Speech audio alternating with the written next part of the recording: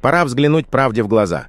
Сенсационное заявление генерал-полковника Оника Гаспаряна, бывшего начальника Генерального штаба Вооруженных сил Армении. Уважаемые соотечественники, в последние дни в информационном пространстве активно распространяется ложь, искажение о военных и послевоенных событиях. При этом отдельные лица сознательно спекулируют на моем имени. Они пользуются тем, что я, ставя национальные и государственные интересы выше личных, до сих пор воздерживался от публичных заявлений о войне. Именно поэтому я предлагаю следующее. Организовать в Национальном собрании Армении закрытую дискуссию по событиям 2020 года с участием всех, кто тогда принимал ключевые политические и военные решения, с участием политических и общественных деятелей, имеющих допуск к государственной тайне. И что принципиально важно, с участием родственников погибших и пропавших без вести военнослужащих. Пора взглянуть правде в глаза. Пора развенчать ложь, домыслы и бессмысленные спекуляции. Я готов представить подробный, жесткий и всесторонне обоснованный анализ реальной ситуации в вооруженных силах, заявил Оник Гаспарян. Ранее бывший министр обороны Армении Сейран Оганян, отвечая на обвинения премьера Никола Пашиняна по поводу сбежавших генералов, обвинил власти страны в поражении в 44-дневной войне. Глава оппозиционной фракции «Армения» заявил с трибуны парламента, что нужно винить не генералов, а политическое руководство, которое провалило мобилизацию и управление, не смогло организовать оборону южного участка линии фронта, в итоге противник добрался до Шуши. А после 44-дневной войны, по словам Оганяна, ВС Азербайджана оказались на подступах к Сюнику и Джермуку, опять же благодаря халатности военно-политического руководства Армении. Он отметил, что азербайджанская сторона прорвала оборону на участке, где боевые действия непосредственно управлялись и координировались армянским генштабом, решения которого утверждались самим Пашиняном. Оганян заметил также, что воюет в первую очередь не армия, а государство, которое должно обеспечивать ее всем необходимым. Экс-министр также направил запрос в Генеральную прокуратуру с целью узнать, сколько из заведенных после войны уголовных дел касаются действий армии, а сколько иных структур. Он убежден, Пашинян не сделал никаких выводов после всего произошедшего. Именно из-за этих высказываний Пашиняна и обвинений Оганяна в адрес Генштаба ВС Армении Оник Гаспарян и его боевые товарищи дали жесткие ответы как Сейрану Оганяну, так и Николу Пашиняну. Отметим важный момент. Ряд высокопоставленных военных и генералов открыто встали на защиту Оника Гаспаряна. По их словам, в парламенте сегодня звучат обвинения от людей, которые не служили в армии даже 2 дней, но при этом пытаются судить и обвинять профессионального военного. Также в защиту Оника Гаспаряна выступил Аршак Карапетян, бывший министр обороны Армении. Он прямо заявил, что во время войны с Азербайджаном Гаспарян сделал в 10 раз больше, чем от него вообще ожидали. И сегодня его пытаются обвинять люди, которые даже не знают, что такое военная форма. В свою очередь, главный помощник Оника Гаспаряна Владимир Погосян также публично заступился за генерала, с которым прошел боевой путь. Ради объективности скажу и от себя. Когда я лично общаюсь с господином Погосяном и указываю на серьезные проблемы в армии, которые были в 2020 году, особенно на уровне высшего офицерского состава, он всегда отвечает прямо. Такой профессионал, как Оник Гаспарян, сделал все, чтобы половина Армении сегодня не оказалась под контролем Азербайджана. По его словам и по словам многих высокопоставленных военных, армия Армении фактически в одиночку воевала против коалиции из 5 или 6 стран. Армии, которая была в 10 раз больше и мощнее, чем вооруженные силы Армении.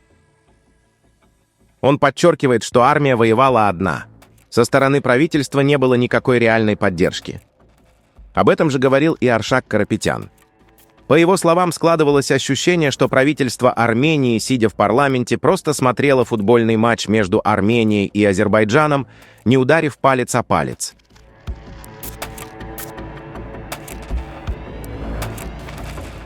Прочитав заявление генерала Оника Гаспаряна, начальника Генерального штаба Вооруженных сил Армении, в период Второй Арцахской кампании, я вынужден сделать эмоциональное заявление.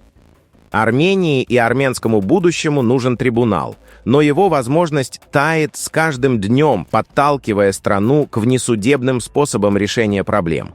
И это очень и очень плохо для Армении.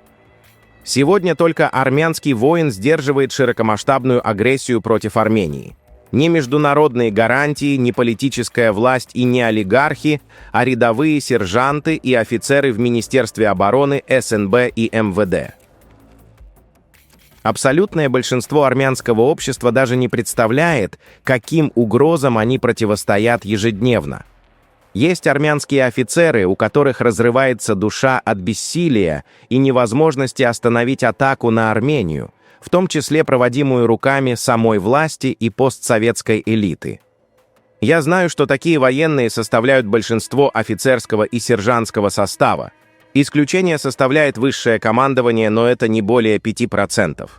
Именно поэтому я не переживаю за реформы обороны и национальной безопасности. Они будут проведены и дадут результат через 5 лет после смены власти. Я отвлекся, остановимся. Вернемся к заявлению генерала Оника Гаспаряна. Во-первых, я глубоко уважаю генерала за организацию и ведение Второй Арцахской войны на территории Арцаха. Это не только моя оценка, но и оценка зарубежных военных профессионалов, о чем генерал должен рассказать сам, не с моих слов. Армянский воин и такие командиры, как генерал, смогли отстоять тогда Сюник. Однако удержать Арцах не удалось в условиях тяжелых решений и действий высшего политического руководства Армении и постсоветской элиты. Тогда произошел фактический исход событий, приведший к потере контроля над Арцахом. Во-вторых, я категорически не согласен с предложением генерала организовать закрытые слушания в парламенте, чтобы остановить поток лжи и дезинформации. К моему большому сожалению, Оник Гаспарян остается военным профессионалом, в образовании и карьере которого фактически запрещено участие в политике. Так устроены армянские, американские и российские генералы, которых жестко отделяют от политики, и они не всегда понимают, как работает политическое пространство. Это огромная проблема, особенно для Армении. Генерал уже однажды оказался в сложной ситуации в 2020 году, когда обсуждались возможные меры в условиях Арцахской войны. Тогда, по мнению ряда армянских националистически настроенных экспертов, он допустил ошибку, решив не выходить напрямую в политическую плоскость и не брать на себя дополнительную политическую ответственность за страну. Его позицию также оценивают как отказ от более активного участия в принятии решений в тот период, заявляя, что он мог стать армянским де Голлем или Пиночетом. Отметим, что тогда страна была на грани военного переворота, особенно после окончания войны в Арцахе, на фоне заявления Генерального штаба Армении о том, что он не поддерживает Пашиняна и требует его немедленной отставки.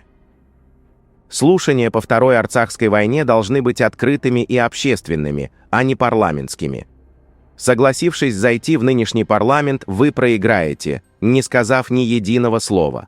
Это больше, чем ошибка. Парламентская комиссия по войне после 5 лет расследований так и не опубликовала свои результаты. Причины очевидны. Такие серьезные обвинения сложно скрыть, их чаще просто не публикуют. Вам необходимо обратиться к армянскому народу и организовать открытые общественные слушания общенационального характера. Это сложнее, но другого выхода нет. Проблему секретных материалов можно решить. Ключевым условием является доверие. В состав общественной комиссии должны входить военные и общественные деятели, которым доверяет армянский народ, и в нее не должны входить люди, участвующие в политической жизни. Да, это более долгий путь, и вы становитесь на путь превращения из уважаемого боевого генерала в политического и национального деятеля. Срединного пути нет. Нельзя помогать политикам, не заходя в политику. Я вас понимаю, сам стараюсь избегать политики. Но у меня есть выбор и время. У вас тоже есть выбор, но времени нет, вы уже второй раз обращаетесь к армянскому обществу и народу. Выберите правильную стратегию и тактику. Вы это умеете.